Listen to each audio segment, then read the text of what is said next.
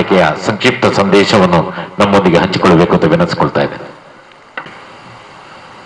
ಇಷ್ಟ ದೇವರಿಗೆ ಹಾಗೂ ಇಲ್ಲಿ ಲಕ್ಷ್ಮೀ ನರಸಿಂಹ ದೇವರಿಗೆ ವಂದಿಸುತ್ತಾ, ನೆರೆದಿರುವ ಪ್ರೇಕ್ಷಕರಿಗೆ ವಂದಿಸುತ್ತಾ, ಹೆಚ್ಚು ಹೊತ್ತು ಏನು ತಗೊಳ್ಳೋದಿಲ್ಲ. ಎಲ್ಲರೂ ಎಕ್ಸ್ಪೆಕ್ಟ್ ಮಾಡ್ತಾ ಇರೋದು ಇಲ್ಲಿ ಸೂಲಿಬೈರೇವರ ಕಾರ್ಯಕ್ರಮಕ್ಕೆ. ಆದ್ದರಿಂದ ಒಂದು 2 ಮಾತುಗಳನ್ನು ಆಡ್ತೇನೆ. ಸ್ವಾಮಿ ವಿವೇಕಾನಂದರ 150ನೇ ದಿವಸವನ್ನು ದೇಶದಾದ್ಯಂತ ಆಚರಿಸಲಾಗುತ್ತಿದೆ. ಸ್ವಾಮೀಜಿಯವರ ಜೀವನ ಮತ್ತು ಉಪದೇಶಗಳಲ್ಲಿ ಎಲ್ಲ ವರ್ಗದ ಜನರಿಗೂ ಅತಿ ಹೆಚ್ಚಿನ ಲಾಭವನ್ನು ಉಂಟು ಮಾಡುವುದರಲ್ಲಿ ಸಂದೇಹವಿಲ್ಲ. ಎಲ್ಲ ಸಮಾಜಕ್ಕೆ, ಎಲ್ಲ ಧರ್ಮಗಳಿಗೆ ಹಾಗೂ ಎಲ್ಲ ಜನಾಂಗದ ಜನರಿಗೆ ಅನ್ವಯವಾಗುವ ಅವರ ವಿಚಾರಗಳು ಹಾಗೂ ಸಂದೇಶಗಳು. ಸ್ವಾಮೀಜಿಯವರಿಗೆ ಯುವಕರಲ್ಲಿ ಅಪಾರ ನಂಬಿಕೆ ಹಾಗೂ ವಿಶ್ವಾಸವಿತ್ತು. ನನ್ನ ಭರವಸೆಯಲ್ಲಿ ಇಂದಿನ ಯುವ ಪೀಳಿಗೆಯ, ಅಂದರೆ ಆಧುನಿಕ ಯುವ ಜನಾಂಗದ ಮೇಲೆ ನಿಂತಿದೆ. Give me a few men and women who are pure and selfless and I shall shake the world ಎಂದು ಹೇಳಿದ್ದರು. ಅವರ ಶಕ್ತಿಪೂರ್ಣವಾದ ಪ್ರೇರಕ ನುಡಿಗಳು ಯುವಕರ ಮನಸ್ಸನ್ನು ಕೆರಳಿಸಿ ಅವರಲ್ಲಿ ಆತ್ಮವಿಶ್ವಾಸ, ಸ್ಫೂರ್ತಿ ಹಾಗೂ ಧೈರ್ಯ ಸಾಹಸಗಳನ್ನು ಬಿತ್ತಿ ಜೀವನದಲ್ಲಿ ಎದುರಾಗುವ ಸಮಸ್ಯೆಗಳನ್ನು ಎದುರಿಸಿ ಮುನ್ನುಗ್ಗುವಂತೆ ಮಾಡಬಲ್ಲವು. ಆತ್ಮವಿಶ್ವಾಸ, ಸದ್ವಿಚಾರ, ಸೋಲು ತಪ್ಪುಗಳನ್ನು ಲೆಕ್ಕಿಸದಿರುವುದು, ಆತ್ಮನಿರ್ಭರತೆ, ತ್ಯಾಗ ಮತ್ತು ಸೇವೆ ಇತ್ಯಾದಿ ಮುಖ್ಯ ಗುಣಗಳನ್ನು ಅಳವಡಿಸಿ ವ್ಯಕ್ತಿತ್ವ ನಿರ್ಮಾಣ ಮಾಡಿಕೊಳ್ಳಬೇಕೆಂದು ಸ್ವಾಮೀಜಿಯವರು ಯುವಕರಿಗೆ ಕರೆ ಕೊಟ್ಟಿದ್ದರು. ಯಾವ ಬಗೆಯ ಶಿಕ್ಷಣದಿಂದ ಶೀಲ ರೂಪುಗೊಳ್ಳುವುದೋ, ಮನಃಶಕ್ತಿ ವೃದ್ಧಿಯಾಗುವುದೋ, ಬುದ್ಧಿ ವಿಕಾಸಗೊಳ್ಳುವುದೋ ಮತ್ತು ಯಾವುದರಿಂದ ನಮ್ಮ ಸ್ವಂತ ಕಾಲ ಮೇಲೆ ನಾವು ನಿಂತುಕೊಳ್ಳಬಲ್ಲೆವೋ ಅಂತಹ ಶಿಕ್ಷಣ ಯುವಕರಿಗೆ ಅವಶ್ಯ. ಚಾರಿತ್ರ್ಯ ನಿರ್ಮಾಣಕ್ಕೆ ಆದ್ಯತೆ ನೀಡಬೇಕು. ವೀರರಾಗಿ, ಧೈರ್ಯವಂತರಾಗಿ, ಸ್ವತಂತ್ರರಾಗಿ, ಸಮಾನತೆಯ ಭಾವದಿಂದ ಮುನ್ನಡೆಯಿರಿ. Awake, arise, stop not till the goal is reach ಎಂದು ಕರೆಯನ್ನು ಕೊಟ್ಟಿದ್ದರು. ಏಳು, ಎದ್ದೇಳು, ಗುರಿ ಮುಟ್ಟುವ ತನಕ ನಿಲ್ಲದಿರು. ಇದೇ ಸ್ವಾಮೀಜಿಯವರು ಹೇಳಿದ ಈ ಯುವಕರಿಗೆ ಕೊಟ್ಟ ಕರೆ. ಸ್ವಾಮೀಜಿಯವರ ಅನೇಕ ಪ್ರಬೋಧಕ ನುಡಿಗಳನ್ನು ನಮ್ಮನ್ನು ಉತ್ತಮವನ್ನಾಗಿ ಮಾಡಲು ಸಹಾಯವಾಗಿವೆ. ಈ ಪ್ರಯತ್ನವನ್ನು ನಾವು ಸದಾ ಮಾಡೋಣ ಎಂದು ಹೇಳಿ ನನ್ನ ಈ 2 ಮಾತುಗಳನ್ನು ಮುಗಿಸ್ತೇನೆ. ಧನ್ಯವಾದಗಳು. ಶ್ರೀ ಪಿ ರಘುವೀರ್ ಭಂಡಾರ್ಕರ್, ಶ್ರೀ ವೀರವಿಠಲ ವೆಂಕಟರಮಣ ಸ್ವಾಮಿ ದೇವಸ್ಥಾನ ಪಾಣೆಮಗಳೂರಿನ ಆಡಳಿತ ಮುಕ್ತೇಸರು ಅತ್ಯಂತ ಸಂಕ್ಷಿಪ್ತವಾಗಿ ಬಹುಶಃ ವಿವೇಕಾನಂದರ ಬದುಕಿನ ಕೆಲವು ಮಹತ್ವಪೂರ್ಣ ಪುಟಗಳನ್ನು ಉಲ್ಲೇಖಿಸಿ ತಮ್ಮ ಅನಿಸಿಕೆಗಳನ್ನು ವ್ಯಕ್ತಪಡಿಸಿದ ನಿಮಗೆ ಅಭಿನಂದನೆಗಳು. ಕಾರ್ಯಕ್ರಮದಲ್ಲಿ ಅತಿಥಿಗಳಾಗಿ ಪಾಲ್ಗೊಳ್ಳುತ್ತಿರುವಂತವರು, ಜೊತೆಗೆ ಈ ಒಂದು ಜಯಂತ್ಯುತ್ಸವ ಸಮಿತಿಯ ಗೌರವಾಧ್ಯಕ್ಷರು, ಉದ್ಯಮಿಗಳು ಆಗಿರುವಂತಹ ಶ್ರೀ ಬಿ ರಘುನಾಥ ಸ್ವಾಮಿಯವರು ಶುಭಾಶಂಸನೆಯ 1-2 ಮಾತುಗಳನ್ನು ನಮ್ಮೊಂದಿಗೆ ಹಂಚಿಕೊಳ್ಳಬೇಕು ಅಂತ ವಿನಂತಿಸಿಕೊಳ್ತಾ ಇದ್ದಾರೆ.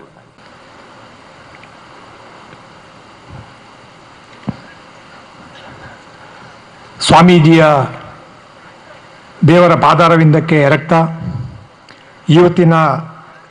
ಇವತ್ತಿನ ಈ ಒಂದು ಸುಂದರ ಮತ್ತು ಒಂದು ಭಕ್ತಿ ಪ್ರಧಾನವಾದ ಕಾರ್ಯಕ್ರಮಕ್ಕೆ ಬಂದಂತಹ ಅತಿಥಿ ಮಹಾಶಯರೇ ಮತ್ತು ಸಭೆಗೆ ಬಂದಂತಹ ಎಲ್ಲ ಮಹನೀಯರೇ, ತಾಯಂದಿರೇ, ನಾನು ಈ ಒಂದು ವೇದಿಕೆಯಲ್ಲಿ ಕಳೆದ 15 ವರ್ಷದಿಂದ ಬೇರೆ ಬೇರೆ ಕಾರ್ಯಕ್ರಮಗಳಲ್ಲಿ ನಾನು ಭಾಗಿಯಾಗ್ತಾ ಇರ್ಬೋದು. ಆದರೆ ನನಗೆ ಇವತ್ತು ಅನಿಸ್ತಾ ಇದೆ, ಇವತ್ತೊಂದು ಪುಣ್ಯ ಕಾರ್ಯಕ್ಕೆ ನಾವು ಈ ವೇದಿಕೆ ಮೇಲಿದ್ದೇವೆ. ಅದು ಸ್ವಾಮಿ ವಿವೇಕಾನಂದರ 150ನೇ ಜನ್ಮದಿವಸದ ನೆನಪಿಗಾಗಿ ಮಾಡುವಂತಹ ಈ ಕಾರ್ಯಕ್ರಮ. ವಿವೇಕಾನಂದರು ಏನು ಹೇಳಿದರು ಅಂತ ಹೇಳಿದರೆ, ಒಂದು ದೇಶ ಕಟ್ಟುವ ವ್ಯವಸ್ಥೆಯ ಕೆಲಸ, ಇನ್ನೊಂದು ದೀನ ದಲಿತರ ವ್ಯವಸ್ಥೆಯ ಕೆಲಸ. ನಾನು ಇವತ್ತು ತುಂಬು ಹೃದಯದಿಂದ ಇದರ ಸಂಘಟಕರಿಗೆ ನನ್ನ ಮತ್ತು ನಮ್ಮೆಲ್ಲರ ಅಂತ ಒಂದು ಕಾರ್ಯಕ್ರಮ, ದೀನ ದಲಿತರ ಕಾರ್ಯಕ್ರಮ ಏನು ವಿವೇಕಾನಂದರು ಹೇಳಿದ್ರು, ಅದನ್ನು ನನಗನ್ನಿಸ್ತಾ ಇದೆ ನೀವು ಮಾಡಿ ಇಲ್ಲಿ ತೋರಿಸಿದಿರಿ. ಇನ್ನು ಎರಡನೇ ವಿಷಯ, ದೇಶ ಕಟ್ಟುವ ವಿಷಯ, ಅದು ಡಾಕ್ಟರ್ ಪ್ರಭಾಕರ್ ಭಟ್ರು ಮತ್ತು ಚಕ್ರವರ್ತಿ ಸೂಲಿಬೆಲೆಯವರು ಇದಕ್ಕೆ ಹೇಳಿಕ್ಕಿದ್ದಾರೆ. ಈ ಎರಡೂ ಕಾರ್ಯಕ್ರಮವನ್ನು ನೀವೊಂದು ಮಾಡಿ ಒಂದು ಆದರ್ಶಪ್ರಾಯರಾಗಿದ್ರಿ. ನಿಮ್ಗೆಲ್ಲ ನಾನು ತುಂಬ ಹೃದಯದ ಕೃತಜ್ಞತೆಯನ್ನು ಸಲ್ಲಿಸ್ತಾ, ನನಗೆ ಈ ಒಂದು ಅವಕಾಶ ಕೊಟ್ಟಿದ್ದೀರಿ. ನಾನು ನಿಮ್ಗೆಲ್ಲ ಮಗದೊಮ್ಮೆ ನನ್ನ ಹೃದಯದಾಳದ ಒಂದು ಕೃತಜ್ಞತೆ ಸಲ್ಲಿಸ್ತಾ ನನ್ನ ಎರಡು ಮಾತು ಮುಗಿಸ್ತೇನೆ. ಜೈ ಹಿಂದ್. ಧನ್ಯವಾದಗಳು. ಉದ್ಯಮಿಗಳಂತ ಶ್ರೀ ಬಿ ರಘುನಾಥ ಸೋಮಯಾಜಿ ಅವರಿಗೆ ಈ ಒಂದು ಜಯಂತ್ಯುತ್ಸವ ಸಮಿತಿಯ ಗೌರವಾಧ್ಯಕ್ಷರಾಗಿ ನಮಗೆ ಸ್ಫೂರ್ತಿಯನ್ನು ತುಂಬಿದ್ದೀರಿ. ಸಭೆಯಲ್ಲಿ ಶುಭಾಶಂಸನೆಯನ್ನು ನೀಡಿದ್ದೀರಿ. ತಮಗೆ ನಮ್ಮ ಹೃತ್ಪೂರ್ವಕವಂತ ಕೃತಜ್ಞತೆಗಳನ್ನು ಸಲ್ಲಿಸ್ತಾ ಇದ್ದೇನೆ. ಅದೇ ರೀತಿ ಇಂದಿನ ಈ ಒಂದು ಸಮಾರಂಭದಲ್ಲಿ ಪ್ರಧಾನ ಅತಿಥಿಗಳು ದಕ್ಷಿಣ ಮಧ್ಯ ಕ್ಷೇತ್ರೀಯ ಸಂಪರ್ಕ ಪ್ರಮುಖ, ರಾಷ್ಟ್ರೀಯ ಸ್ವಯಂ ಸೇವಕ ಸಂಘದ ಶ್ರೀರಾಮ ವಿದ್ಯಾ ಕೇಂದ್ರದ ಪ್ರಗತಿಯ ರೂವಾರಿಗಳಾದಂತ ಡಾಕ್ಟರ್ ಪ್ರಭಾಕರ್ ಭಟ್ ಕಲ್ಲಡ್ಕ ಅವರು ಸಮಾರೋಪ ಸಂದೇಶವನ್ನು ನೀಡುವಂತೆ ವಿನಂತಿಸಿಕೊಳ್ತಾ ಇದ್ದೇನೆ. ರಾಮ್, ಈ ಸಮಾರಂಭದ ವೇದಿಕೆ ಮೇಲೆ ಇರುವಂಥ ಎಲ್ಲ ಗಣ್ಯರೇ, ಶ್ರದ್ಧೆಯ ಮಾತಾ ಭಗಿನಿಯರೇ,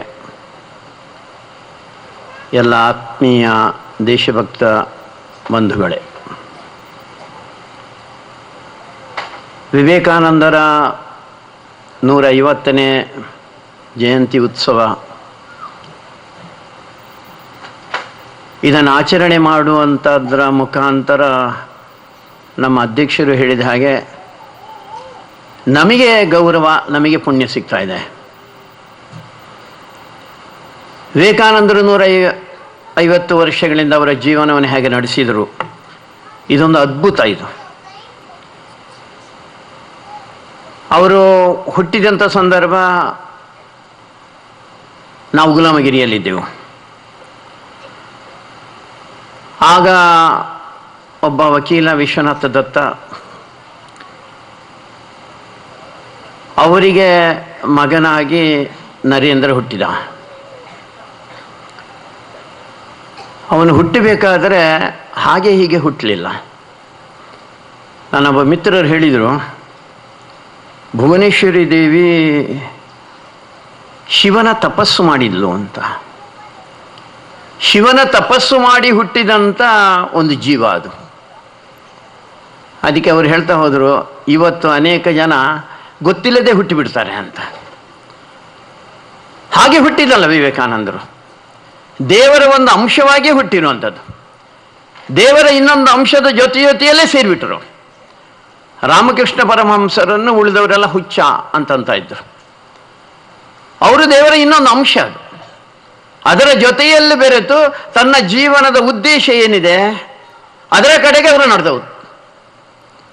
ಶಿಕಾಗೋಕ್ಕೆ ಹೋಗಿರುವಂಥದ್ದು ರಾಮಕೃಷ್ಣ ಪರಮಹಂಸರ ಭಾವನೆಗೆ ಅನುಗುಣವಾಗಿ. ಈ ದೇಶದ ಚಿತ್ರ ಏನಿತ್ತು, ಒಂದು ಕಡೆಯಲ್ಲಿ ಆಧ್ಯಾತ್ಮದ ಉನ್ನತವಾದಂಥ ಹಂತಕ್ಕೆ ತಲುಪಿರುವಂಥ ಒಂದು ದೃಶ್ಯ, ಇನ್ನೊಂದು ಕಡೆಯಲ್ಲಿ ದೀನರು, ದುಃಖಿತರು, ಕಷ್ಟದಲ್ಲಿರುವಂಥವರು, ರೋಗಿಗಳು, ಇಂಥ ಒಂದು ದೃಶ್ಯ. ಅವರು 1962 ಡಿಸೆಂಬರ್ 25, 26, 27ರಲ್ಲಿ ಕನ್ಯಾಕುಮಾರಿಯ ಬಂಡೆ ಮೇಲೆ ಕೂತು ಭಾರತವನ್ನು ನೋಡ್ತಾ ನೋಡ್ತಾ ಈ ಭಾರತದ ಬಗ್ಗೆ ಇವತ್ತು ವಿದೇಶಗಳಲ್ಲಿ ಏನೇನು ಭಾವನೆಗಳಿದೆ ಅದನ್ನು ಪೂರ್ತಿಯಾಗಿ ಬದಲು ಮಾಡಬೇಕು, ಇಲ್ಲಿದ್ದಂಥ ಎಲ್ಲ ಜನರನ್ನು ಅತ್ಯಂತ ಉನ್ನತವಾದಂಥ ಸ್ಥಾನಕ್ಕೆ ಏರಿಸಬೇಕು ಅಂತ ಹೇಳುವಂಥ ಹಿನ್ನೆಲೆಯಲ್ಲಿ ಅವರು ಶಿಕಾಗೋಕ್ಕೆ ಹೋಗಿರುವಂಥದ್ದು. ಶಿಕಾಗೋದ ಭಾರಿ ಭಾರಿ ಪಂಡಿತರ ಸುಮಾರು 7,000 ಜನ ಸೇರಿರುವಂಥ ಆ ಸಭೆಯಲ್ಲಿ, ಅದರಲ್ಲಿ ಮುಸಲ್ಮಾನ್ ಪಂಡಿತರಿದ್ದರು, ಕ್ರಿಶ್ಚಿಯನ್ ಪಂಡಿತರಿದ್ದರು, ಅಲ್ಲಿ ಯಹೂದಿಗಳಿದ್ದರು, ಪಾರ್ಸಿಗಳಿದ್ದರು. ಅಂತ ಎಲ್ಲ ಪಂಡಿತರ ಎದುರಿನಲ್ಲಿ ಇವರು ಹೇಳಿದ್ದು 5 ಶಬ್ದ ಮಾತ್ರ: sisters and brothers of America. ಅಲ್ಲಿ 7,000 ಜನ ಎದ್ದು ನಿಂತು ಕರೆದಾಟ ಮಾಡಿದರು. ಇವರಿಗೆ ಪ್ರಾರಂಭದಲ್ಲಿ ಯಾಕೆ ಅಂತ ಗೊತ್ತಾಗಲಿಲ್ಲ. ಯಾಕೆಂದರೆ ಅದು ನಮ್ಮ ಭಾರತದ ಹಳ್ಳಿ ಮೂಲೆಗಳಲ್ಲಿ ಕೂಡ ಈ ಶಬ್ದ ಭಾರಿ ಸರ್ವಸಾಮಾನ್ಯ. ಆದರೆ ಅವರಿಗೆ ಒಂದು ಅದ್ಭುತ ಅಂತ ಅನಿಸ್ಬಿಟ್ಟಿತು. ಯಾಕೆ ಅದ್ಭುತ ಅಂತ ಹೇಳಿದ್ದನ್ನು ಅವರು ಮುಂದೆ ವಿವರಿಸಿದರು. ಯಾಕೆ ನಿಮಗೆ ಅದು ಅದ್ಭುತ ಅಂತ ಅನಿಸಿತು ಅಂತ ಕೇಳಿದರೆ, ನೀವೆಲ್ಲರೂ ನಿಮ್ಮ ದೇವರು, ನಿಮ್ಮ ಮತ, ನಿಮ್ಮ ಪುಸ್ತಕ, ನಿಮ್ಮ ಪದ್ಧತಿ ಮಾತ್ರ ಶ್ರೇಷ್ಠ, ಉಳಿದೆಲ್ಲವೂ ಕೆಟ್ಟದು ಅಂತ ಹೇಳಿ ಅವರ ಮೇಲೆ ಆಕ್ರಮಣ ಮಾಡಿದ್ರಿ. ನೀವು ಅವರ ಮೇಲೆ ಅನ್ಯಾಯ ಮಾಡಿದಿರಿ, ಹತ್ಯೆಗಳನ್ನು ಮಾಡಿದಿರಿ. ಅಕಸ್ಮಾತ್ ನೀವೇನಾದ್ರು ಅದನ್ನು ಮಾಡದೇ ಇರ್ತಿದ್ರೆ ಜಗತ್ತು ಇವತ್ತು ಬಹಳಷ್ಟು ಮುಂದಕ್ಕೆ ಹೋಗ್ತಾ ಇತ್ತು. ಇದನ್ನು ಅವರ ಎದುರೇ ಹೇಳಿದಂತ ಒಬ್ಬ ಧೈರ್ಯವಂತ ವೀರ ಸನ್ಯಾಸಿಯವರು.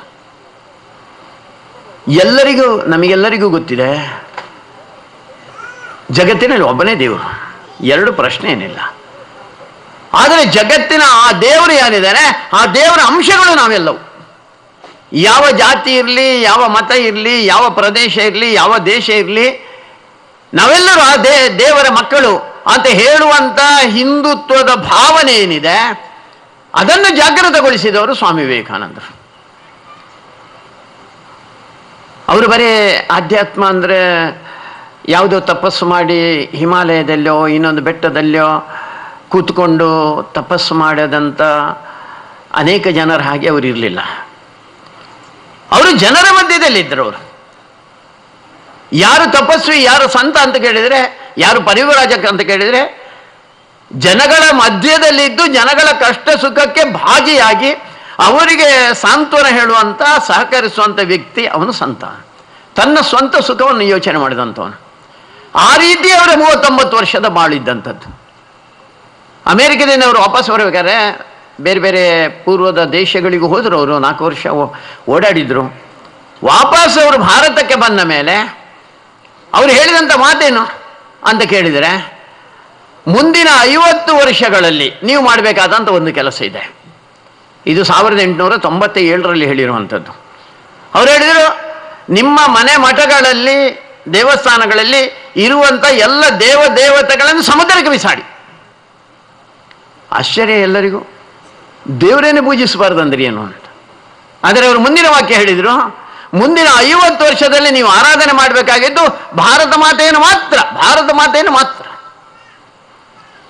ಆ ಮಾತೇನಿತ್ತು ಅದು ಕೋಟಿ ಕೋಟಿ ಜನರ ಮನಸ್ಸಿಗೆ ತಟ್ಟಿತು. ನೀವು ಲೆಕ್ಕ ಮಾಡಿ, 1997ಕ್ಕೆ 50 ಸೇರಿಸಿದ್ರೆ 1947 ಜನ ಅದನ್ನೇ ಆರಾಧನೆ ಮಾಡಿದರು. ಕೋಟಿ ಕೋಟಿ ಜನ ಈ ದೇಶದ ಸ್ವಾತಂತ್ರ್ಯಕ್ಕೋಸ್ಕರ ಹೋರಾಟ ಮಾಡಿದ್ರಲ್ಲ, ಧುಮುಕಿದ್ರಲ್ಲ. ಅನೇಕ ಜನ ತರುಣಿಯರು ತಮ್ಮ ಕುತ್ತಿಗೆಯನ್ನು ನೇಣುಗಂಬಕ್ಕೆ ಕೊಟ್ಟರಲ್ಲ. ಕಾರಣ ಒಂದೇ, ಭಾರತ ಮಾತಾ ಕಿ ಜೈ, ಒಂದೇ ಮಾತರು. ಇದು ಎರಡು ಬಿಟ್ಟರೆ ಬೇರೆ ಯಾವ ಶಬ್ದಗಳಿಲ್ಲ. ಯಾವುದು ಅದು ಯಾವ ಜನಗಳಿಗೆ ಪ್ರೇರಣೆ ಕೊಡಲಿಲ್ಲ. ಈ ತಾಯಿಯ ಆರಾಧನೆ ಏನಿದೆ ಅದಕ್ಕೋಸ್ಕರ ನಾವು ಸ್ವಾತಂತ್ರ್ಯ ಹೋರಾಟದಲ್ಲಿ ಧುಮುಕಬೇಕು. ಯಾಕಂದ್ರೆ ಈ ತಾಯಿ ಅಂದರೆ ಸರ್ವಶ್ರೇಷ್ಠ. ಅವಳು ಜಗತ್ತಿನ ತಾಯಿಯವಳು. ಜಗತ್ತಿನ ಎಲ್ಲ ಜನಗಳಿಗೆ ಅವರ ಜೀವನವನ್ನು ನಡೆಸಬೇಕಾದಂಥ ದಿಕ್ಕನ್ನು ಕೊಡುವಂಥ, ಒಂದು ಧರ್ಮದ ಹಾದಿಯಲ್ಲಿ ನಡೆಯುವಂಥ, ಸಂಸ್ಕೃತಿಯನ್ನು ಪಸರಿಸುವಂಥ ಒಬ್ಬ ತಾಯಿ ಇದ್ರೆ ಅವಳು ಭಾರತ ಮಾತೆ. ಅವತ್ತು ಸತ್ಯ, ಇವತ್ತು ಸತ್ಯ. ಇವತ್ತು ಅನೇಕ ಜನ, ಸಾವಿರಾರು ಜನ ಇವತ್ತು ಅಮೇರಿಕ ಬೇರೆ ಬೇರೆ ದೇಶಗಳಿಂದ ಭಾರತದ ಕಡೆಗೆ ಬರ್ತಾ ಇದ್ದಾರೆ. ಯಾಕೆ ಅಂತ ಕೇಳಿದರೆ, ನಮಗೆ ಹಣ ಇದೆ, ಭೌತಿಕ ಸಂಪತ್ತುಗಳಿದೆ ನಮ್ಮ ಹತ್ರ, ಎಲ್ಲವೂ ಇದ್ರೂ ಕೂಡ ನಮಗೆ ಮನಸ್ಸಿಗೆ ಸಮಾಧಾನ ಇಲ್ಲ.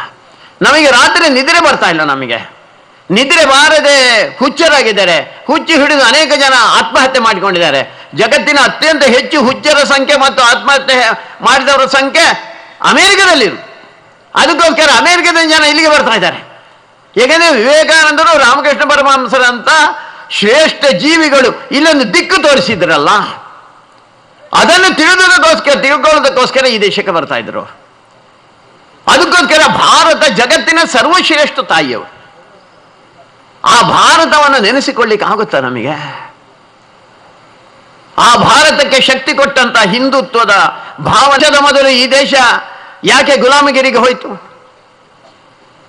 ಕಾರಣ ಭಾರಿ ಸ್ಪಷ್ಟ. ಈ ದೇಶಕ್ಕೆ ಬಂದಂತ ಮುಸಲ್ಮಾನರು, ಈ ದೇಶಕ್ಕೆ ಬಂದಂತ ಕ್ರಿಶ್ಚಿಯನ್ರು ಅವರೇನೋ ಶಕ್ತಿವಂತರು, ಭಾರಿ ದೊಡ್ಡ ಸೇನಾಧಿಪತಿಗಳು, ಭಾರಿ ದೊಡ್ಡ ಹೋರಾಟ ಮಾಡಿದವರು ಇರಲಿಲ್ಲ. ಚರಿತ್ರೆ ಹಾಗೆ ಹೇಳದೇ ಇಲ್ಲ.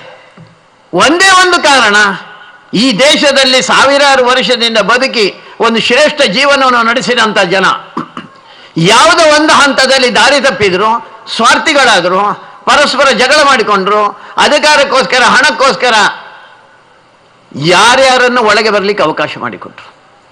ನಮ್ಮ ತಪ್ಪಾಗಿರುವಂಥದ್ದು ನಮ್ಮಿಂದ ವ್ಯತ್ಯಾಸ ಆಗಿರುವಂಥದ್ದು. ಅದಕ್ಕೋಸ್ಕರ ಅವರು ಹೇಳಿರೋದು ಹಿಂದೂ ನೀನು ಕೇಳು, ಹಿಂದೂ ಎಲ್ಲೇ ಏನೇ ಬೇಕಾದ್ರೆ ಇರಲಿ, ಹಿಂದೂ ಅಂತ ಕೇಳಿದ ತಕ್ಷಣ ನನಗೆ ವಿದ್ಯುತ್ ಸಂಚಾರ ಆಗಬೇಕು, ಒಂದು ಸಲ ನೀನು ಜಾಗೃತನಾಗಬೇಕು, ಎಲ್ಲೇ ಹೇಗೆ ಇರಲಿ ಅವರೆಲ್ಲರೂ ನಿನ್ನ ಆತ್ಮೀಯ ಬಂಧುಗಳಾಗಬೇಕು. ಈ ಭಾವನೆ ಅವತ್ತು ಎಷ್ಟು ಸತ್ಯವೋ ಇವತ್ತು ಅಷ್ಟೇ ಸತ್ಯ. ಇವತ್ತು ಹಿಂದೂ ಸಮಾಜದ ಮೇಲೆ ಇಷ್ಟು ದೊಡ್ಡ ಆಘಾತಗಳು ಆಗ್ತಾ ಇದೆ. ನಾವು ಹೇಗಿದ್ದೇವೆ? ನಾವು ಏಟಿ ತಿಂದುಕೊಂಡು ಹಾಗೆ ಇದ್ದೇವಲ್ಲ. ನಾವೊಂದು ಸ್ವಾಭಿಮಾನದಿಂದ ಗೌರವದಿಂದ ಬದುಕಬೇಕು ಅಂತ ನಮಗೆ ಅನಿಸ್ತಾ ಇದೆ. ನಮಗೆ ಕಳೆದ 67 ವರ್ಷಗಳಲ್ಲಿ ಹಿಂದೂ ಸಮಾಜವನ್ನು ಎಲ್ಲ ರೀತಿಯಿಂದ ಒಡೆದು ಆಳುವಂಥ ಪ್ರಯತ್ನವನ್ನು ಕಾಂಗ್ರೆಸ್ ಮಾಡಿಕೊಂಡು ಬಂತು. ಒಂದು ರೀತಿಯಲ್ಲಿ ನೋಡಿದರೆ ಸುಮಾರು ಒಂದು 70-80 ವರ್ಷದಿಂದ ಈ ಕೆಲಸ ನಡ್ಕೊಂಡೇ ಬಂದಿದೆ. ಯಾಕೆ ಅಂತ ಕೇಳಿದ್ರೆ ಹಿಂದೂ ದುರ್ಬಲ ಅಂತ, ಅವರ ಮೇಲೆ ಯಾರು ಬೇಕಾದ್ರೂ ಸವಾರಿ ಮಾಡಬಹುದು ಅಂತ. ಈ ದೇಶದಲ್ಲಿ ಮುಸಲ್ಮಾನ ಅಂದರೆ ಒಬ್ಬ ದೊಡ್ಡ ಗೂಂಡ ಹೋರಾಟಗಾರ, ಹಿಂದೂ ಅಂದರೆ ಅವನೊಬ್ಬ ಹೇಡಿ ಅಂತ ಹೇಳುವಂತ ಚಿತ್ರವನ್ನು ನಮ್ಮ ರಾಜಕೀಯ ನಾಯಕರು ಬಿತ್ತುತ್ತಾ ಬಂದ್ರಲ್ಲ. ಅದಕ್ಕೋಸ್ಕರ ದೇಶ ವಿಭಜನೆ ಆಯಿತು. ಈ ದೇಶವನ್ನು ನಾವು ಒಟ್ಟಾಗಿ ಒಂದಾಗಿ ಇಡ್ಲಿಕ್ಕೆ ಸಾಧ್ಯ ಆಗ್ತಿರ್ಲಿಲ್ವಾ? ವಿವೇಕಾನಂದರು ಹೇಳಿದಾಗೆ ಭಾರತ ಮಾತೆ ನಮ್ಮವಳು, ನಮ್ಮ ತಾಯಿ ಅಂತ ಹೇಳುವಂತ ಭಾವನೆ ನಮ್ಮಲ್ಲಿ ಇದ್ದಿದ್ದಿದ್ರೆ ನಾವು ಈ ದೇಶವನ್ನು ತುಂಡು ಮಾಡ್ಲಿಕ್ಕೆ ಹೇಗೆ ಬಿಡ್ತಾ ಇದ್ದೇವೆ? ನಾವು ಈ ದೇಶದ ಜನರಲ್ಲಿ ಆ ಭಾವನೆ ತುಂಬಬೇಕಾಗಿತ್ತು. ಈ ದೇಶದ ಜನರಿಗೆ ಆ ಹಿಂದುತ್ವದ ಆ ಶಕ್ತಿಯ ಆರಾಧನೆ ಮಾಡುವಂಥದ್ದು ಹೇಳಬೇಕಾಗಿತ್ತು. ವಿವೇಕಾನಂದರು ಅದನ್ನೇ ಹೇಳಿದ್ರಲ್ಲ, ಶಕ್ತಿಯೇ ಜೀವನ, ದೌರ್ಬಲ್ಯವೇ ಮರಣ. ಜಗತ್ತು ಒಪ್ಪಿಕೊಳ್ಳುವುದು ಶಕ್ತಿಯನ್ನು ಮಾತ್ರ, ದುರ್ಬಲತೆಯನ್ನು ಜಗತ್ತು ಒಪ್ಪಿಕೊಳ್ಳೋದಿಲ್ಲ. ನಾವು ಶಕ್ತಿಯ ಆರಾಧಕರು ಆಗಲಿಲ್ಲ, ಕೆಲಸ ಮಾಡಿದ್ರು ಮಾತ್ರ ಅವರು. ಶಕ್ತಿಯ ಆರಾಧನೆ ಈ ದೇಶಕ್ಕೆ ಬೇಕು. ಶಕ್ತಿ ಆರಾಧನೆ ಆಗೋದು ಹೇಗೆ ಅಂತ ಕೇಳಿದರೆ ಬರೇ ಏನೋ ಬಾಂಬ್ ಇಟ್ಕೊಂಡಿದ್ದೇವೆ, ಗ್ರೆನೇಡ್ ಇಟ್ಕೊಂಡಿದ್ದೇವೆ, ಕೋವಿ ಇಟ್ಕೊಂಡಿದ್ದೇವೆ, ಅದರಿಂದ ಮಾತ್ರ ಶಕ್ತಿ ಬರೋದಿಲ್ಲ. ಈ ದೇಶದಲ್ಲಿರುವಂಥ ಹಿಂದೂ ಸಮಾಜ ಒಂದಾಗುತ್ತಾ, ಒಟ್ಟಾಗುತ್ತಾ, ಆವಾಗ ಮಾತ್ರ ಶಕ್ತಿ ಬರುತ್ತೆ ನಮಗೆ. ಅದಕ್ಕೋಸ್ಕರ ಹಿಂದೂ ಸಮಾಜ ದುರ್ಬಲವಾದ ಯಾವಾಗ ಅಂತ ಕೇಳಿದರೆ ನಾವು ತುಂಡು ತುಂಡಾದಾಗ, ಜಾತಿ, ಭಾಷೆ, ಪ್ರಾಂತ, ಪಕ್ಷ ಈ ಎಲ್ಲ ರೀತಿಯಿಂದ ನಾವು ತುಂಡು. ಅದಕ್ಕೋಸ್ಕರ ಹಿಂದೂ ಸಮಾಜ ಒಟ್ಟಾಗಿ ನಿಂತರೆ ನಮಗೆ ಬರ್ತಾ ಇರುವಂಥ ಆಘಾತಗಳನ್ನು ನಾವು ತಡ್ಕೊಳ್ಬೋದು, ನಮ್ಮ ಗೌರವವನ್ನು ಹೆಚ್ಚಿಸಿಕೊಳ್ಬೋದು, ನಾವು ಅತ್ಯಂತ ಒಳ್ಳೆಯ ಒಂದು ಜೀವನ ನಡೆಸ್ಬೋದು. ಯಾಕೆ ನಾವು ಜೀವನ ನಡೆಸಬೇಕು ಅಂತ ಕೇಳಿದ್ರೆ ಜಗತ್ತಿನ ಹಿತಕ್ಕೋಸ್ಕರ. ಆಗಲೂ ನಮ್ಮ ಹಿರಿಯರು ಮಾತಾಡ್ತಾ ಹೇಳಿದರು, ಆತ್ಮೈವ ಮೋಕ್ಷಾರ್ಥಂ ಜಗದ್ಹಿತಾಯ ಚ. ನನಗೆ ಬೇಕು, ನನಗೆ ಮೋಕ್ಷ ಬೇಕು. ಇಲ್ಲಿದ್ದಂಥವ್ರು ಎಲ್ಲರೂ ಯೋಚನೆ ಮಾಡಿದ್ರು ನನಗೆ ಮೋಕ್ಷ ಬೇಕು. ಮೋಕ್ಷ ಯಾಕೆ ಬೇಕು ಅಂತ ಕೇಳಿದರೆ ಜಗತ್ತಿನ ಹಿತಕ್ಕೋಸ್ಕರ ನನಗೆ ಮೋಕ್ಷ ಬೇಕಾಗುದು, ನನ್ನ ಸ್ವಂತ ಆಸೆಯಿಂದ ನನಗೆ ಮೋಕ್ಷ ಬೇಕಾಗುದಲ್ಲ. ವಿವೇಕಾನಂದ ಹಾಗೆ ನಡ್ಕೊಂಡ್ರಲ್ಲ, ರಾಮಕೃಷ್ಣ ಪರಮಹಂಸರು ಹಾಗೆ ನಡ್ಕೊಂಡ್ರಲ್ಲ, ಈ ದೇಶದಲ್ಲಿದ್ದಂಥ ಎಲ್ಲ ಹಿರಿಯರು ಆ ಮಹಾಪುರುಷರು ಹಾಗೆ ನಡ್ಕೊಂಡು ಬಿಟ್ರಲ್ಲ. ಅದಕ್ಕೋಸ್ಕರ ಹಿಂದೂ ಒಂದಾಗಬೇಕು, ಒಟ್ಟಾಗಬೇಕು. ಹಿಂದೂನ ಮೇಲೆ ಬರ್ತಾ ಇರುವಂಥ ಎಲ್ಲ ಆಕ್ರಮಣಗಳು ನಮಗೆ ಅರ್ಥ ಆಗಬೇಕು. ಅರ್ಥ ಆದ್ದಕ್ಕೆ ಸರಿಯಾಗಿ ನಾವು ಉತ್ತರವನ್ನು ಕೊಡಬೇಕು. ಹಿಂದೂ ಸಮಾಜವನ್ನು ತುಂಡು ಮಾಡಿದರು 67 ವರ್ಷಗಳಲ್ಲಿ. ಅದಾದ ಮೇಲೆ ಒಂದಲ್ಲ ಒಂದು ರೀತಿಯ ಆಘಾತಗಳು ನಮ್ಮ ಮೇಲೆ. ಈ ಹೊಸ ಸರ್ಕಾರ ಬಂದಿದೆ. ಈಗಲೇ ಅವರು ಹೇಳಿದರು ಹಿರಿಯರು, ಹೇಗೆ ಗೋಹತ್ಯೆ ಆಗ್ತಾ ಇದೆ ಅಂತ. ಎಂಥ ಕೃತಜ್ಞರಿ ನಾವು ಕೃತಜ್ಞತೆ ತೋರಿಸಿ ಆ ಹಸುವನ್ನು ನಾವು ಪೂಜೆ ಮಾಡಬೇಕಾಗಿತ್ತು. ನಾವು ನಿತ್ಯ ಪೂಜೆ ಮಾಡುವಂಥ ದೇಶ ಇದು, ಪೂಜೆ ಮಾಡಿದಂಥ ದೇಶ ಇದು. ಕೃಷ್ಣನನ್ನು ಆರಾಧನೆ ಮಾಡ್ತೇವೆ ನಾವು, ಆದರೆ ಕೃಷ್ಣ ಆರಾಧನೆ ಮಾಡ್ತಾ ಇದ್ದದ್ದು ಹಸುವನ್ನು. ಆ ಹಸುವನ್ನು ಇವತ್ತು ಕತ್ತರಿಸಬಹುದು ಅಂತ ಹೇಳಿದೆವಲ್ಲ ನಾವು. ನಮ್ಮ ಎದುರಿನಲ್ಲೇ ಕತ್ತರಿಸ್ತಾ ಇದ್ರು ನಾವು ಮಾತಾಡೋದಂಥ ಸ್ಥಿತಿಗೆ ಬಂದುಬಿಟ್ಟಿದ್ದೇವಲ್ಲ ನಾವು. ಎಂಥ ದುರ್ಬಲರು ನಾವು ಇವತ್ತು. ಯಾಕೆ ದುರ್ಬಲರು ಅಂತ ಕೇಳಿದರೆ ನಾವು ಮತ್ತೆ ಒಟ್ಟಾಗಿ ಒಂದಾಗಿ ಯೋಚನೆ ಮಾಡಲಿಲ್ಲ, ಮತ್ತೆ ಸ್ವಾರ್ಥವನ್ನೇ ಯೋಚನೆ ಮಾಡ್ತೇವೆ ನಾವು. ಈ ದೇಶದಲ್ಲಿ ತಾಯಂದಿರಿದ್ದಾರೆ. ತಾಯಿ ಸಂಸ್ಕೃತಿ ಭಾರತದ್ದು. ತಾಯಿಯನ್ನು ಬಿಟ್ಟು ಈ ದೇಶದಲ್ಲಿ ಏನೂ ನಡೆಯುವುದಿಲ್ಲ. ಜಗತ್ತಿನಲ್ಲಿ ತಾಯಿ ಅಂದರೆ ಅದು ಬರೀ ಭೋಗದ ವಸ್ತು, ಇಲ್ಲಿ ಆರಾಧನೆಯ ಜೀವ ಅದು. ಆದರೆ ತಾಯಿಯ ಮೇಲೆ ಏನು ಅತ್ಯಾಚಾರ ನಡೀತಾ ಇದೆ, ತಾಯಿಯ ಮೇಲೆ ಏನು ಅನ್ಯಾಯ ನಡೀತಾ ಇದೆ, ತಾಯಿಯ ಹತ್ಯೆ ಎಷ್ಟು ನಡೀತಾ ಇದೆ. ಆ ತಾಯಿ ಅಂತ ಹೇಳುವಂಥ ನಮ್ಮ ತಂಗಿಯಂದರು ಅಕ್ಕಂದರನ್ನು ಎಷ್ಟು ಎಳ್ಕೊಂಡು ಓಡಾಡ್ತಾ ಇದ್ದಾರೆ, ಮೋಸ ಮಾಡ್ತಾ ಇದ್ದಾರೆ, ವಂಚನೆ ಮಾಡ್ತಾ ಇದ್ದಾರೆ. ಲವ್ ಜಿಹಾದಿನ ಹೆಸರಿನಲ್ಲಿ ಈ ದೇಶದಲ್ಲಿ ಬರೇ ಕರ್ನಾಟಕದಲ್ಲಿ 23,000 ಪ್ರಕರಣಗಳು ನಡೆದಿದೆ. ಕಳೆದ 1 ತಿಂಗಳಲ್ಲಿ ಒಂದು 10 ಪ್ರಕರಣಗಳಿಂದ ಹೆಚ್ಚು ನಡೆದಿದೆ. ನಾವು ಸುಮ್ಮನೆ ಇದ್ದೇವಲ್ಲ ನಾವು. ಕೇಂದ್ರ ಸರ್ಕಾರದೊಬ್ಬರು ಮಂತ್ರಿ ಹೇಳ್ತಾರೆ, ಅಮಾಯಕ ಮುಸಲ್ಮಾನರನ್ನು ಬಂಧಿಸಬೇಡಿ ಅಂತ. ಯಾರು ನಿರ್ಣಯ ಮಾಡೋದು ಅಮಾಯಕರು ಅಂತ? ಇನ್ನು ಅಮಾಯಕ ಹಿಂದೂಗಳನ್ನು ಬಂಧಿಸುವುದಾಗಾದರೆ ಅಮಾಯಕ ಮುಸಲ್ಮಾನರನ್ನು ಮಾತ್ರ ಬಂಧಿಸಬಾರದು, ಅಮಾಯಕ ಹಿಂದೂಗಳನ್ನು ಬಂಧಿಸುವುದಾ? ನಾವು ಕೇಳಿದೆವು, ಅದನ್ನು ಕೇಳಲಿಲ್ಲ ನಾವು. ಶಾದಿ ಭಾಗ್ಯ ಅಂತ ಕೊಟ್ಟರು. ಸರ್ಕಾರದ ಹಣ ನಮ್ಮ ತೆರಿಗೆಯ ಹಣ. ನೀವು ಒಬ್ಬರಿಗೆ ಮಾತ್ರ ಯಾಕೆ ಕೊಡ್ತಾ ಇದ್ದೀರಾ? ಎಲ್ಲ ಬಡವರಿಗೆ ಹಂಚಿ. ನಾವು 80% ಜನ ಇದ್ದೇವೆ, ನಮ್ಮಲ್ಲಿ ಬಡತನ ಇಲ್ವೇ? ಅವರಿಗೂ ಕೊಡಿ, ನಮಗೆ ಯಾಕೆ ಕೊಡೋದಿಲ್ಲ ನೀವು? ನೀವು ಶಾದಿ ಭಾಗ್ಯ ಅಂತ ಹೆಸರಿಟ್ಟಿದ್ದೀರಿ, ಕಂಕಣ ಭಾಗ್ಯ ಅಂತ ಯಾಕೆ ಹೆಸರಿಡಲಿಲ್ಲ? ಮಾಂಗಲ್ಯ ಭಾಗ್ಯ ಅಂತ ಯಾಕೆ ಹೆಸರಿಡಲಿಲ್ಲ? ನೀವು ಅವರನ್ನು ಮೆಚ್ಚಿಸೋದಕ್ಕೋಸ್ಕರ ಹಾಗೆ ಮಾಡ್ತೀರಾ? ಈ ದೇಶವನ್ನು ಮತ್ತೆ ಎರಡು ಮಾಡ್ತೀರಾ ನೀವು? ಈ ಸಮಾಜವನ್ನು ತುಂಡು ಮಾಡ್ತೀರಾ ನೀವು? ಒಬ್ಬಂತೂ ಹೇಳಿಬಿಟ್ಟ, ಮುಸಲ್ಮಾನರು ಎಷ್ಟು ಬೇಕಾದರೂ ಬ್ಯಾಂಕ್ಗಳಿಂದ ಸೊಸೈಟಿಗಳಿಂದ ಸಾಲ ತೆಗಿಬೋದು, ಸಾಲ ತೆಗೆದ ಮೇಲೆ ನೀವು ಅವರಿಗೆ ಟೋಪಿ ಹಾಕಿ ಅಂತ. ನಾವು ಯಾವ ಮಟ್ಟಕ್ಕೆ ಹೋಗ್ತಾ ಇದ್ದೇವೆ? ನಾವು ಯಾವ ದಿಕ್ಕಿಗೆ ಹೋಗ್ತಾ ಇದ್ದೇವೆ? ಮೊನ್ನೆ ಒಂದು ಕಾನೂನು ಬಂದಿದೆ, ಬರೋದು ನಾಡ್ದು ಬೆಳಗಾವಿನೆಲ್ಲ ಅದನ್ನು ತಗೊಳ್ಬೋದು ಅಂತ ಅನಿಸುತ್ತೆ. ಮೂಢನಂಬಿಕೆ ಅಂತ ಹೇಳುವಂಥ ಹೆಸರಿನಲ್ಲಿ. ಮೂಢನಂಬಿಕೆ ಯಾರ್ದು? ಮೂಢನಂಬಿಕೆ ಯಾವುದು? ಇದನ್ನು ನಿರ್ಧಾರ ಮಾಡುವವರು ಯಾರು? ಸರ್ಕಾರ ನಿರ್ಧಾರ ಮಾಡೋದಾ? ಸರ್ಕಾರ ನಿರ್ಧಾರ ಮಾಡೋದಾದ್ರೆ ಮೊನ್ನೆ ಕೊಟ್ಟಿರುವಂಥ ಎಲ್ಲ ಅಂಶ ಬರೀ ಹಿಂದೂಗಳದ್ದು ಮಾತ್ರ. ವಾಸ್ತುಶಾಸ್ತ್ರ ಬೇಡ, ನಾವು ವಾಸ್ತುಶಾಸ್ತ್ರ ನೋಡು. ಜ್ಯೋತಿಷ ಬೇಡ, ನಾವು ಜ್ಯೋತಿಷ ನೋಡುವಂಥವ್ರು. ನಮಗೆ ಮಾತ್ರನಾ ಈ ಕಾನೂನು? ಕಿವಿ ಅದನ್ನು ತೂತು ಮಾಡಬಾರ್ದು ಅಂತ ಹೇಳಿದ್ರು. ನಾನು ಹೇಳಿದೆ, ನೀವು ಉಳಿದವ್ರಿಗೆ ಹೇಳ್ಬೋದಿತ್ತಲ್ಲ, ನೀವು ಆ ಸುನ್ನತ್ ಯಾಕೆ ಮಾಡ್ತೀರಾ ಅಂತ ಕೇಳಿದ್ರ? ನೀವು ಒಂದು ಅಂಗವನ್ನೇ ತೆಗೆದು ಬಿಡ್ತಾರೆ, ಅದ್ರ ಬಗ್ಗೆ ಯಾರು ಮಾತಾಡೋರಿಲ್ಲ. ಕಿವಿ ತೂತು ಮಾಡಿದ್ರೆ ಮಾತ್ರ ಮಾತಾಡ್ತೀನಿ. ಅವರಿಗೆ ಆ ಹೆಣ್ಣು ಮಕ್ಕಳಿಗೆ ಬದುಕಲಿಕ್ಕೆ ಸಾಧ್ಯ ಇಲ್ಲದಂಥ ರೀತಿಯಲ್ಲಿ ಒಂದು ಬುರ್ಕ ಹಾಕ್ತೀರಾ, ಅದು ಅವರ ನಂಬಿಕೆ ಅಲ್ವಾ? ನೀವು ಅದನ್ನು ಯಾಕೆ ಮಾತಾಡಲಿಲ್ಲ? ನೀವು ನಾವು ಹೇಗಿರ್ಬೇಕು ಅಂತ ನೀವು ಹೇಳ್ತೀರಾ, ಅವ್ರು ಹೇಗಿರ್ಬೇಕು ಅಂತ ಹೇಳಬೇಡ್ವಾ? ಅವರವರ ನಂಬಿಕೆ ಅವರವರಿಗೆ, ನೀವು ಯಾಕೆ ಪ್ರಶ್ನೆ ಮಾಡ್ತೀರಾ? ನಾನು ಅನೇಕ ಬಾರಿ ಉದಾಹರಣೆ ಕೊಟ್ಟಿದ್ದೇನೆ. ಕಾಶ್ಮೀರದಲ್ಲಿ ಒಂದು ಮಸೀದಿ ಇದೆ, ಅದರ ಹೆಸರು ಹಜರತ್ ಬಾಲ್ ಮಸೀದಿ ಅಂತ. ಸಾಮಾನ್ಯ ಮಸೀದಿ ಒಳಗೆ ಒಂದು ಗೋಡೆ ಮಾತ್ರ ಇರ್ತದೆ. ಆ ಮಸೀದಿ ಒಳಗೆ ಒಂದು ಕರಂಡಕ ಕನ್ನಡಿದ್ದು, ಅದರಲ್ಲಿ ಒಂದು ಕೂದಲು. ಆ ಕೂದಲನ್ನು ಹಜರತ್ ಅಂದರೆ ಮೊಹಮ್ಮದ್ ಪೈಗಂಬರ ಕೂದಲು ಅಂತ ಅವರು ಆರಾಧನೆ ಮಾಡ್ತಾರೆ. ನಮ್ಮಿಂದೇನು ಆಕ್ಷೇಪ ಇಲ್ಲ, ಯಾವುದು ಏನು ಬೇಕಾದ್ರೂ ನಮ್ಮಿಂದೇನು ಆಕ್ಷೇಪ ಇಲ್ಲ. ಆದರೆ ಯಾವುದೋ ಒಂದು ದಿವಸ ಅದು ಕಳುವಾಗಿ ಹೋಯ್ತು. ಕಳವಾಗಿ ಹೋದಾಗ ಇಡೀ ದೇಶದಾದ್ಯಂತ ಗಲಾಟೆ, ಮಂಗಳೂರಿನಲ್ಲಿಯೂ ಗಲಾಟೆ ಮಾಡಿದರು. ಆ ಗಲಾಟೆ ಅಂದರೆ ಹಿಂದೂಗಳ ಮೇಲೆ ಆಕ್ರಮಣ ಅಷ್ಟೇ. ಅದಾಗಿ ಒಂದು 4-5 ದಿವಸದಲ್ಲಿ ಸಿಕ್ಕಿತ್ತು ಅಂತಾಯ್ತು. ಕಾರು ಕಳವಾದರೆ ಸಿಕ್ಕುವುದಿಲ್ಲ, ಕೂದಲು ಕಳವಾಯ್ತು, ಹೇಗೆ ಸಿಕ್ಕಿತ್ತು ಗೊತ್ತಿಲ್ಲ ನಮಗೆ. ನಾವೇನು ಪ್ರಶ್ನೆ ಮಾಡಲಿಲ್ಲ ಅದಕ್ಕೆ. ನಾವೆಲ್ಲ ಪ್ರಶ್ನೆ ಮಾಡಿದ್ದೇವ? ಯಾರ ಕೂದಲು, ಏನು ಕೂದಲು, ನಾವೇನು ಪ್ರಶ್ನೆ ಮಾಡಲಿಲ್ಲ. ನಿಮ್ಮ ನಂಬಿಕೆ ಮಾರೆ, ನೀವು ಕೂದಲನ್ನು ಪೂಜೆ ಮಾಡಿ ಅಥವಾ ಇನ್ನೊಂದನ್ನು ಪೂಜೆ ಮಾಡಿ, ಅದವರ ನಂಬಿಕೆ, ನಾವು ಪ್ರಶ್ನೆ ಮಾಡೋದಿಲ್ಲ. ನಾವು ನಂಬಿಕೆಯನ್ನು ನೀವು ಯಾಕೆ ಪ್ರಶ್ನೆ? ಸುಮಾರು 12-12:30 ಗಂಟೆಗೆ ಅವರು ಮನೆಗೆ ಬಂದರು. ಅವರು ನಿದ್ರೆ ಮಾಡಲಿಕ್ಕೆ ಹೋದರು. ಸುಮಾರು 2:30 ಗಂಟೆ ಹೊತ್ತಿಗೆ 3 ಜನ ಬಂದರು. 3 ಜನ ಯಾರು ಅಂತ ಕೇಳಿದರೆ ಕ್ರಾಂತಿಕಾರಿಗಳು. ಅವರು ಬಂದಲ್ಲಿ ಬಾಗಿಲು ತಟ್ಟಿದ್ರೆ ಅಲ್ಲಿದ್ದಂಥ ಕಾವಲು ಕಾಯ್ತಾ ಇದ್ದಂಥವನು, ಇಲ್ಲ ಈಗ ಮಲಗಿದ್ದಾರೆ ಅಷ್ಟೇ ವಿವೇಕಾನಂದರು, ಅವರು ಸ್ವಲ್ಪ ನಿದ್ರೆ ಆದರೂ ಮಾಡೋದು ಬೇಡ, ಈಗ ಆಗೋದು ನಾಳೆ ಬೆಳಿಗ್ಗೆ ಬನ್ನಿ. ಈ ಶಬ್ದ ವಿವೇಕಾನಂದ ಕೇಳಿತು. ಅವರು ಹೊರಗೆ ಬಂದು ನೋಡಿದ ಕೂಡ ಕ್ರಾಂತಿಕಾರಿಗಳು 3 ಜನ. ಆವಾಗ ಅಲ್ಲಿ ಕಾಯ್ತಾ ಇದ್ದವನಿಗೆ ಹೇಳಿದ್ರಂತೆ, ಈ ಕ್ರಾಂತಿಕಾರಿಗಳು ಇವರು ರಾತ್ರಿಯೇ ಬರಬೇಕು, ಹಗಲು ಬರಲಿಕ್ಕೆ ಆಗೋದಿಲ್ಲ ಇವರಿಗೆ. ಒಳಗೆ ಬಂದರು. ಒಳಗೆ ಬಂದಾದ ಮೇಲೆ ಸ್ವಾಮೀಜಿಯವರು ಅವರಿಗೋಸ್ಕರ ಒಂದು ತುಳಸಿ ಮಾಲೆ, ಒಂದಷ್ಟು ಮುಸುಂಬಿ, ಸೇಬು ಇದನ್ನು ಹಿಡ್ಕೊಂಡು ಹೋಗಿದ್ರು. ವಿವೇಕಾನಂದರು ಏನು ಹೇಳಿದರು? ಅಲ್ರಿ, ನೀವು ಕ್ರಾಂತಿಕಾರಿಗಳು, ನೀವು ಸೇಬು ಮುಸುಂಬಿ ತರುವುದಾ?